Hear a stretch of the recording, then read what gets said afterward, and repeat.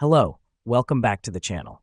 Today, we're diving right into how to design a personal vacation tracker in Airtable. This is your full 2025 guide, tailor-made for you to manage your travel plans effectively. First off, you'll want to create a new base in Airtable. Log into your Airtable account, click on the Add a Base button, and select Start from Scratch. This gives you a clean slate to work with, ensuring your vacation tracker is totally personalized to your needs.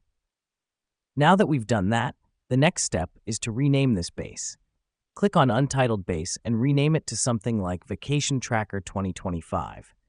This helps us because it makes identifying and accessing your tracker much easier amidst other bases. Next up, we set up our first table. Click on Table 1 and rename it to Vacations.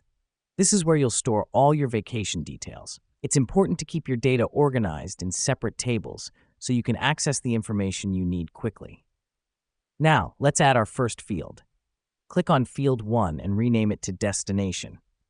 The reason we do this is to start filling out our vacation details. You can add more fields as needed, like departure date, return date, hotel, activities, and so on.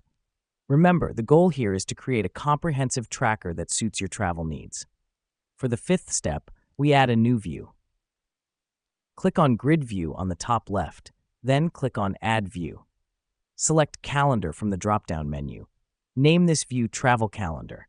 This will allow you to visualize all your vacations on a calendar, making it easier to see when you're free and when you're traveling.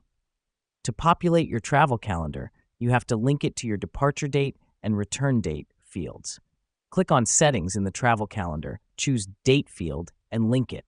This helps us because it ensures your calendar updates automatically when you add or change vacation dates.